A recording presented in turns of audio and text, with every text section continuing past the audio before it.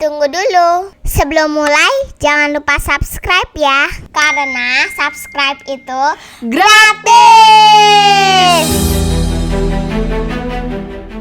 Hai guys, welcome back to our channel. Video ini adalah video part 2 kita liburan di Labuan Bajo. Buat teman-teman yang belum menonton video part 1 kita, boleh cek link di deskripsi ya. Di video tersebut kita mereview Hotel Merwora. Sedangkan video kali ini kita akan membahas Bukit Sylvia dan Bukit Amelia, Kampung Adat Melo, Rumah Tenun Baku Peduli, dan Gua Rangko. Langsung aja kita bahas spot pertama, yaitu Bukit Sylvia dan Bukit Amelia. Bukit Sylvia dan Bukit Amelia ini letaknya berdekatan dan dekat dengan pusat kota Labuan Bajo. Nama Bukit Sylvia dan Bukit Amelia ini diambil dari nama villa yang dekat dengan kedua bukit itu. Awalnya bukit ini ramai dikunjungi para wisatawan yang menginap di villa tersebut. Namun lama-kelamaan menjadi semakin terkenal dan sekarang sudah menjadi salah satu spot wisata yang wajib dikunjungi oleh para wisatawan yang berkunjung ke Labuan Bajo. Begitu sampai di tempat parkir, kalian akan langsung lihat rombongan orang yang menuju puncak Bukit Amelia. Mayoritas wisatawan akan datang menjelang sunset, karena puncaknya termasuk paling tinggi di antara bukit lainnya, menjadikan Bukit Amelia tempat favorit untuk melihat sunset. Untuk dapat menikmati pemandangan indah tersebut, teman-teman harus melakukan trekking yang lumayan menantang. Semakin ke atas, jalur pendakian akan semakin menyempit. Sebenarnya, pemerintah setempat sudah berencana untuk memperbaiki fasilitas wisata tersebut agar para turis yang datang semakin nyaman dan potensi pariwisata Labuan Bajo semakin mendunia. Kalau teman-teman datang pada siang hari, lebih baik memakai topi ya, karena suhunya bisa sangat panas. Tips penting lainnya adalah tidak disarankan untuk mencapai bukit sendirian.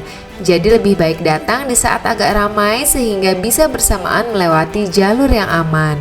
Nah, kita udah sampai nih guys di puncak Bukit Amelia. Penasaran sama view di atas bukitnya? Yuk kita lihat. Wow, pemandangan yang tersaji benar-benar tidak bisa didapatkan di spot wisata lainnya. Di sini kita bisa melihat panorama alam khas Labuan Bajo. Pulau-pulau kecil berwarna hijau ditambah dengan kapal-kapal yang berlayar, dilengkapi dengan pantai-pantai dengan pasir putih dan birunya air laut yang bercampur dengan warna langit saat matahari terbenam. Gak heran kalau Bukit Amelia menjadi sunset point terbaik di Labuan Bajo. Destinasi wisata kedua yang kita kunjungi adalah Kampung Adat Melo. Kampung Adat Melo merupakan desa yang tidak jauh dari Labuan Bajo. Waktu yang dibutuhkan untuk ke sana sekitar 40 menit dari pusat kota. Lokasinya tidak jauh dari jalan utama Trans Flores. Teman-teman bisa menyewa kendaraan atau mengambil paket one day tour untuk land trip Labuan Bajo. Begitu tiba di Kampung Melo, kita akan disajikan tarian khas mereka, yaitu tarian caci. Tarian ini merupakan tarian khas Manggarai serta orang yang memerankannya merupakan kaum pria asli dari kampung ini. Para penarinya menggunakan topi dan membawa pecut serta tameng. Peragaan tarian tersebut mirip seperti tarian perang, jadi saling mengadakan perlawanan antar penarinya. Tarian ini melambangkan keperkasaan sehingga juga biasa digunakan sebagai ajang cari jodoh. Selain itu, tarian tersebut juga memiliki nilai filosofis, yaitu sebagai wujud rasa syukur terhadap Tuhan sebagai Sang Pencipta semesta. Setelah itu, teman-teman bisa melihat rumah adat Mbaru Gendang. Di dalamnya terdapat tikar dan bantal duduk yang akan digunakan untuk mendengarkan penjelasan mengenai budaya adat Melo. Kita juga akan dikalungkan kain tenun sebagai tanda diterima oleh suku setempat. Bisa juga mencoba untuk mengenakan baju adat Kampung Melo dengan membayar Rp50.000.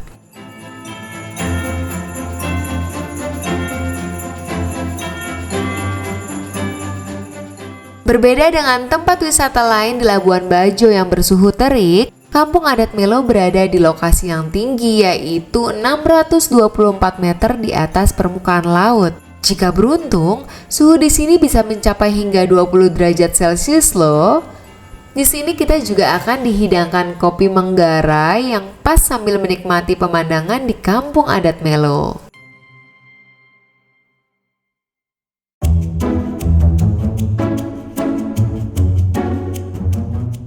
Destinasi wisata berikutnya adalah Rumah Tenun Baku Peduli. Rumah tenun ini diprakarsai oleh Sun Spirit for Justice and Peace, sebuah lembaga masyarakat yang berkedudukan di Labuan Bajo dan bergerak di bidang keadilan dan perdamaian sosial di Indonesia. Rumah tenun ini mengoleksi dan mempromosikan berbagai motif kain tenun yang ada di wilayah NTT dengan tujuan untuk mengikat para penenun lokal agar terus menenun demi pewarisan tenun kepada generasi-generasi mendatang. Pada mulanya kain tenun ikat dibuat untuk memenuhi kebutuhan sehari-hari sebagai busana penutup dan pelindung tubuh. Tetapi kemudian berkembang untuk kebutuhan adat, perkawinan, kematian, dan bahkan menenun merupakan salah satu sumber pendapatan masyarakat, terutama masyarakat di pedesaan. Di bagian belakang rumah tenun terdapat hamparan sawah yang sangat luas. Di tengah sawah tersebut terdapat saung yang biasa dijadikan sebagai tempat pelatihan. Teman-teman juga bisa loh melihat cara menenun, sekaligus belajar dan mencoba sendiri untuk membuat kain tenun tersebut. Nah, ini dia tempatnya. Sayangnya kami datang sekitar pukul 12 siang sehingga para penenun sedang istirahat dan tidak ada aktivitas menenun di saung ini.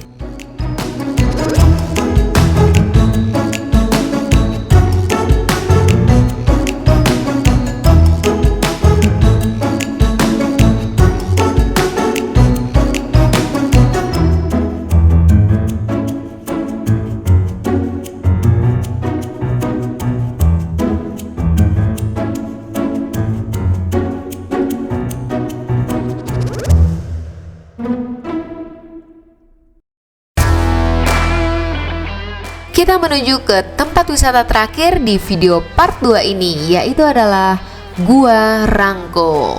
Dari tempat parkir, kita jalan sedikit melewati perumahan warga menuju dermaga desa Rangko. Biasanya warga menyewakan kapal mereka untuk satu paket perjalanan pulang pergi dengan harga sewa sebesar Rp300.000.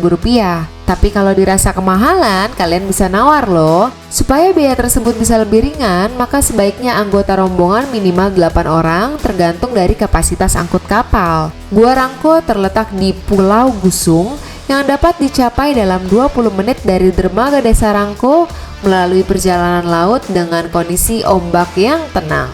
Oh iya, jangan lupa menyediakan perbekalan yang cukup saat ke Gua Rangko, karena selain tidak ada warung makan di lokasi objek wisata, kita juga sedikit sulit mendapatkan air bersih termasuk untuk minum.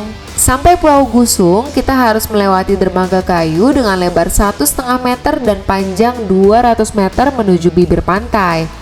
Kalian wajib berhati-hati saat melewati jembatan ini, terutama setelah hujan karena lantainya akan licin. Di tengah jembatan ada pos penjagaan di mana kita bisa membeli tiket seharga Rp20.000 per orang. Untuk sampai mulut Gua Rangko, kita masih harus menempuh perjalanan sekitar 500 meter dari sini. Trek setapaknya sedikit terjal dan licin, terutama setelah hujan, maka jalan berubah menjadi berlumpur dan jika tidak hati-hati bisa terpeleset.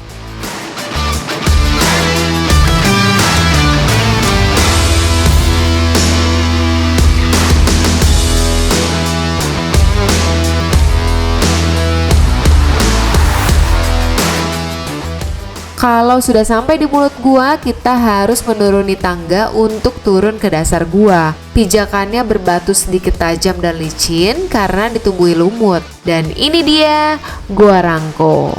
Air kolamnya sangat jernih sehingga membuat batuan stalagmit yang berada di dasar kolam terlihat sangat jelas. Waktu terbaik mengunjungi Gua Rangko adalah pukul 1 siang hingga 3 sore saat sinar matahari bisa masuk hingga dasar kolam di kedalaman 4 meter. Uniknya, walaupun kolam ini berada di dalam gua, tetapi rasa airnya asin karena berasal dari air laut yang masuk ke dalam gua melalui celah-celah sempit bebatuan.